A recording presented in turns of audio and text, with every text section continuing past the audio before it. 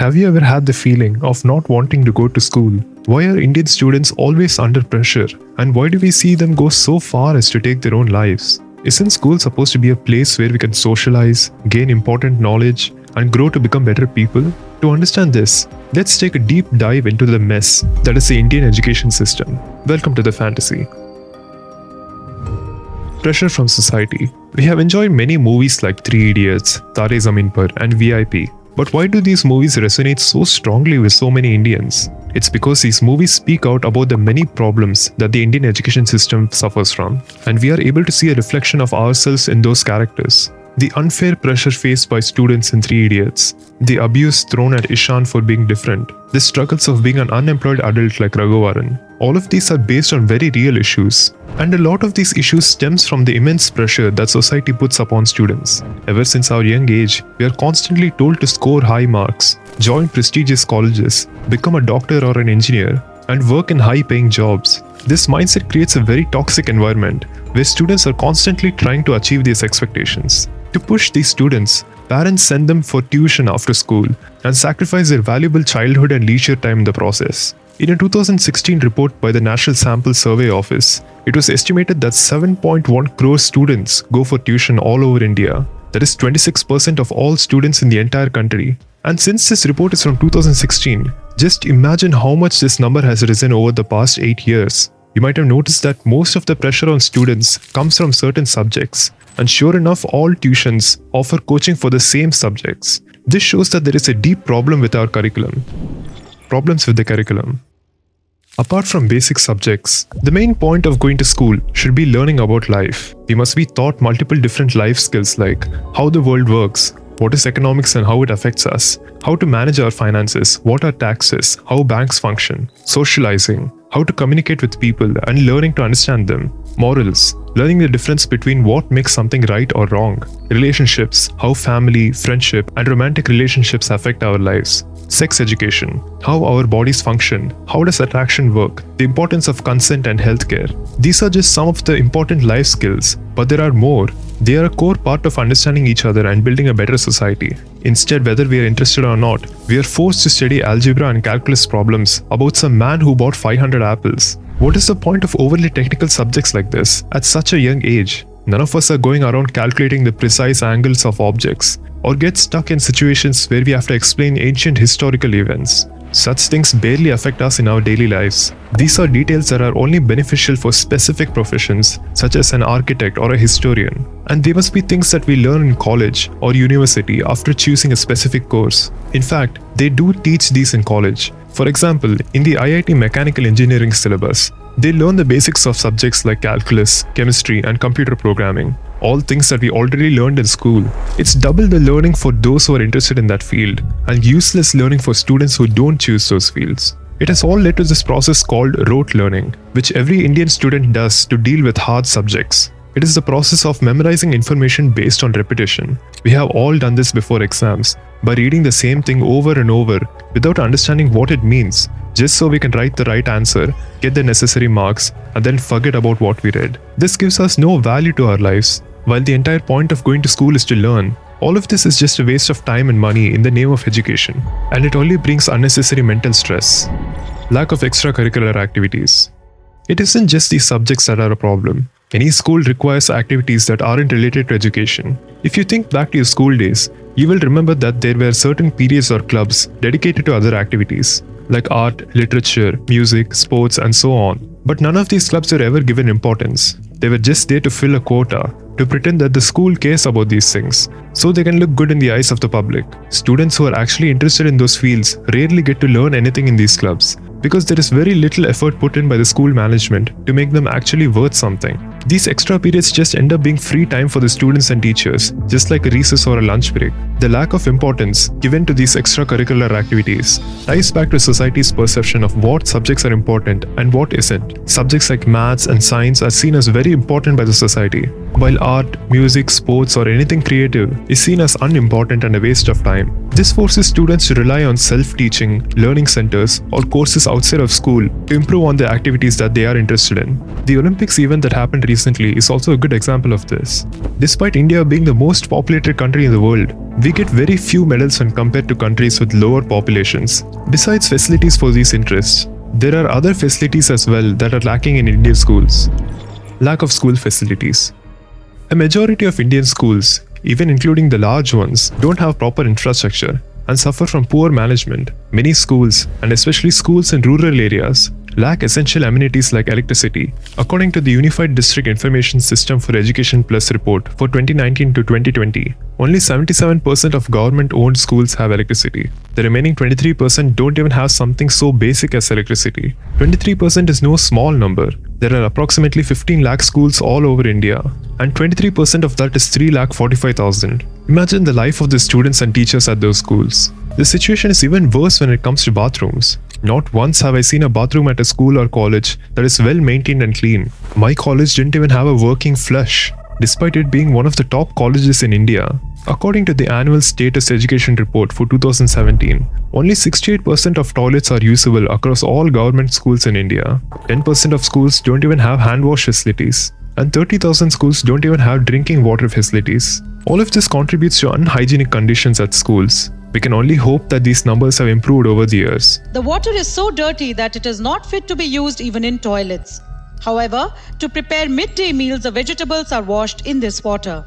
The government has even run this campaign called Swachh Bharat Swachh Vidyalaya for years now, yet nothing has changed. Makes you wonder where all this money is going. The lack of proper buildings is another major issue that is plaguing many Indian schools. Sometimes buildings for schools are poorly built, which has led to the collapse of buildings at multiple schools. Before this incident took place, inspection has happened and nobody has taken action for that. We have told them, but everybody were irresponsible.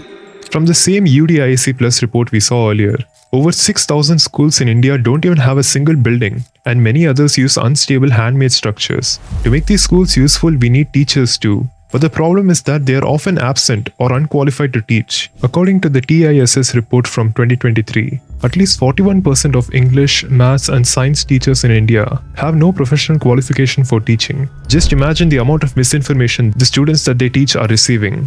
These teachers and the schools they work at struggle to keep up with the ever-evolving digital world. Despite technology getting cheaper and more accessible, it is estimated that only 45.8% of schools have computers, and only 34% of schools have a working internet connection.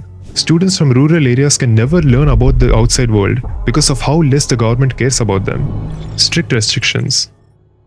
The thing that is common between most schools and colleges in India is the amount of strict rules and restrictions. At some point in our lives, I'm sure every one of us have been told to cut our hair if you're a boy, or tie up your hair in a specific way if you're a girl. Students are made to walk in lines everywhere, and in the name of teaching discipline, they are forced to do tasks that aren't even related to education. We are made to wear uniforms in the name of equality, which some feel that it takes away their individuality.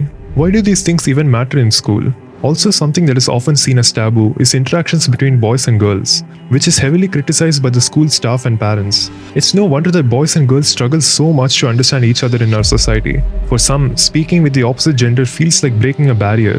This is why we should be allowed to communicate and develop with everyone equally. Decline in mental health of students.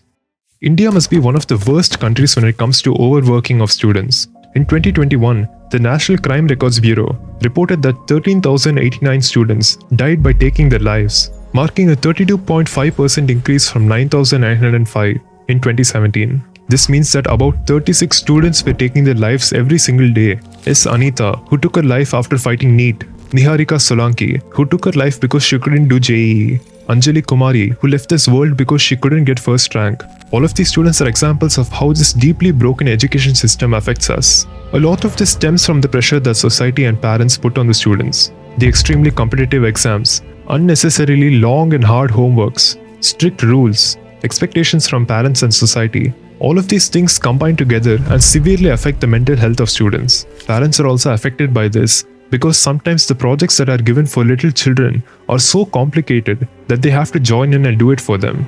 इतने सारे project works दे देते हैं और उनको पता होता है बच्चे तो करेंगे नहीं, माँ बाप करेंगे बैठ के, तो अब हम कर रहे हैं, बच्चे खेल रहे हैं, है ना। तो हाथ जोड़ के विनती है सभी टीचर्स से उतना ही होमवर्क दे जो बच्चे खुद कर पाए, खुद। Are they giving homeworks for students or for parents? Mental health is something that is unfortunately neglected by a majority of Indian society. This is due to the glorification of the rat race culture, where everyone is pushing themselves to the extreme just to improve their position in society.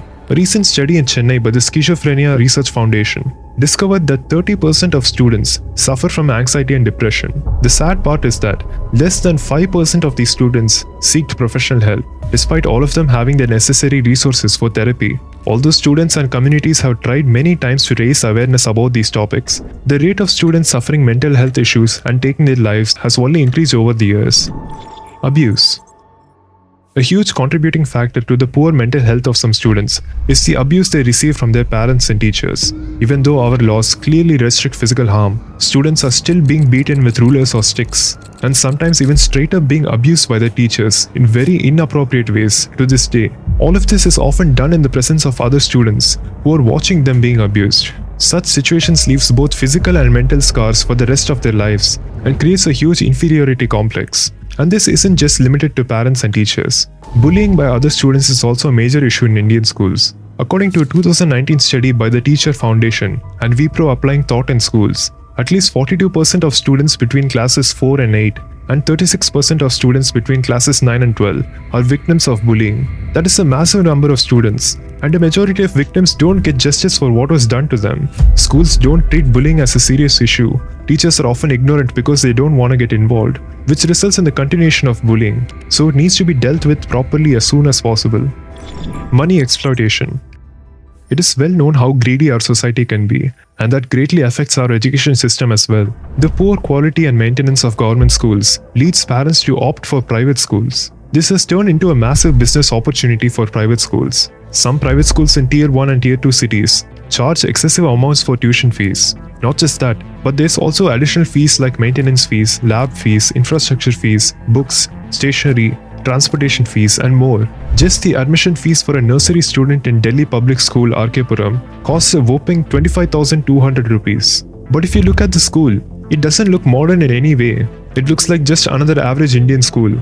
These private schools often withhold important documents of students if they fail to pay their fees, and they even don't let them attend their exams. This leads to situations like in Hyderabad's Narayana College back in 2022, where a student named Sandeep set himself on fire and caused major damage, all because the principal refused to give him his transfer certificate since he hadn't cleared his fees. Even government figures send their children to private schools, while they are responsible for the condition of government schools. It's just plain hypocrisy. Ministry of Education. The Ministry of Education is largely responsible for most of the things we have covered so far, like the lack of qualified teachers, poor school infrastructure, outdated curriculum, and so on. Since 1968, every national education policy has stated that India should spend 6% of its GDP for education. However, the 2022-23 economic survey showed that even after 55 years, India only spends 2.9% of its GDP on education. This is further hampered by corrupt individuals in high positions taking money for their personal gain, which hurts the development of schools. To be fair, the Education Ministry has sometimes tried to make things better, like the National Education Policy from 2020. So what did this policy try to accomplish? It tried to establish a flexible curriculum that integrates various subjects and promotes critical thinking, creativity, and ethical values. However, it has failed in implementation because of the lack of resources and resistance from the rest of the education sector. This is not to say that the NEP is perfect, but it is to point out that they did at least try. Unfortunately, in our current society, political issues will always be a major hindrance to the development of the education system. Overpopulation and lack of seats and jobs. For some reason, many Indians take pride in the fact that India is the most populated country in the world. आपको क्या लगता है, क्या ये अच्छी बात है कि हमारी आबादी बड़ी है? हाँ, अच्छी बात है ना। अरे जब जंग होएगा तो अपने सैनिक ज्यादा रहेंगे. Overpopulation has only brought misery and instability to this country, and our careers suffer from that as well. Getting a seat in college is something that many Indian students struggle with due to the limited amount of seats but massive amounts of applications. For example, the All India Institute of Medical Sciences in New Delhi has only 50 seats for its medical course, with 90,000 students applying for it. This makes the acceptance rate just 0.05%. So where will the remaining 89,000 medical students go? The NEET UG exam that we spoke of earlier is one of the main entrance exams for medical colleges. 23.3 lakh students wrote the exam this year, with only 13 lakh clearing it. So all of these 13 lakh students deserve a medical seat, right? Instead, There are only 542 colleges in India that offer MBBS with around 80,000 seats. So for the remaining 12 lakh students, all the hard work and time they put in goes to waste, and they have to wait for yet another year unless they are ready to pay a huge sum of money to private colleges, which is unfair for poor students. Now multiply these problems with all the other variety of courses that colleges offer, and you can see just how many students are suffering. The worst part is that these seats are sometimes sold for lakhs of rupees in the name of donation or given preferential treatment for certain communities and influential people. There is also the reservation system, where the purpose is to provide equitable access to education for historically marginalized groups like the scheduled caste, scheduled tribe, and other backward classes. But times have changed, and it has become a huge discrimination against the general category students. Not all general category students are wealthy, and not all SC, ST, and OBC students are poor. In the current system, a large number of seats are reserved for SC, ST, and OBC students. This leads to situations where students that are undeserving get the seat over deserving ones. The government should work to make education more accessible for poor families. Instead of reserving seats on the basis of caste, religion, or race should not be a deciding factor in any situation in today's society. It simply sends us centuries back in civilization. We all are humans, so everyone must be treated equally. The government needs to understand that and try to fix it. Let's say you finish college with very good grades after years of hard work and then start looking for a job. Should be easy, right?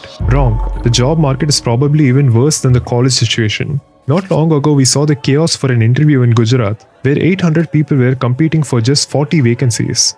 And over the past 4 months, 46,000 graduates and postgraduates applied to work as sweepers in Haryana. These are just examples of specific jobs, but similar problems are happening across all sectors. These numbers will just keep increasing if nothing is done about it. According to 2022 data from the Center of Monitoring Indian Economy, only 40% of the Indian population is employed or looking for work, compared to the 57 to 60% in most countries. That is an insanely low number, considering our population of 141 crores people leaving India. All of this has led to an increasing number of students leaving the country to study and work abroad. According to statistics from the Bureau of Immigration, 7.6 lakh students left India to study abroad in 2023, with only around 40,000 foreign students coming to India. And if we add in people moving abroad for jobs as well, it is estimated that every year, 25 lakh Indians leave the country, which is the highest number of yearly migrants in the world. This leads to huge losses in talent for our country. But can we really blame them for leaving? Some of the countries they move to offers them better education, better infrastructure, better paying jobs, and overall a better society. Why would they refuse that? Many Indians are proud that some people with Indian descent are in top positions in companies like Google, Microsoft, Adobe, etc. While in reality, they don't really contribute much to India's development at all, comparison with other countries. So how do the other developed nations compare with India? And what can India learn from them? You will notice that when talking about the best education systems in the world, countries like Finland, Sweden, Denmark, etc. always top the list. Let's take Finland for example and see what they do differently. In Finland, there are no standardized tests except for a national matriculation exam at the end of higher secondary school. This means that students don't have to do rote learning to memorize things like in India. Students are instead graded individually by systems set by the teacher, and their overall progress is tracked along with students from other schools by the Ministry of Education. The teachers are highly qualified as well, with a mandatory requirement of a master's degree for all teachers. There is also an emphasis on equity, so all students are given equal opportunities and support. The well-being of students is also considered, with shorter school days, little to no homework, and importance given for mental health. Schools usually start at 9 to 9:45 am and ends at 2 to 2:45 pm, which is so much more comfortable than the common 8 am to 4 pm in India. Students are often educated as a whole by integrating various subjects together and encouraging collaboration. This helps them develop critical thinking and work better as a team. Formal education in Finland starts at the age of 7. Before that, they are free to do anything. Preschool education is encouraged, but not compulsory, and only 9 years of education is compulsory, compared to the 10+2 system here in India. And the most important of all, free education. Finnish students and students with a European citizenship all have access to free education because it is considered as an equal right for everyone. And in early years of schooling, students don't even have to pay for things like school materials, meals, and transportation. In Finland, school lunches, like books and excursions, are free. And in our system, everything is free for the students actually. We don't collect any money from the parents. Many different organizations also offer study grants and loans to support students in high school and college. If we take a look at the list of the most happiest countries in the world and compare it with the list of countries that have the best education, they both look strikingly similar. Makes you wonder why. India has a lot to learn and implement from countries like Finland. Because the current system is driving our students into ruin. It's because of the education system that many youngsters fail to discover themselves, since they are unable to recognize what they are good at and develop those skills. It is currently a factory that processes students like products and throws away students that don't fit in their filter. There is only so much we can do to improve the situation. Crores of students have already complained about this for years, and yet barely anything has changed. It all comes down to the government recognizing these issues and implementing strict laws to better the education system. Until that happens, we have to speak out and bring awareness. So share this video with as many people as possible. By the way, consider subscribing. It would encourage us to do more. Thank you guys.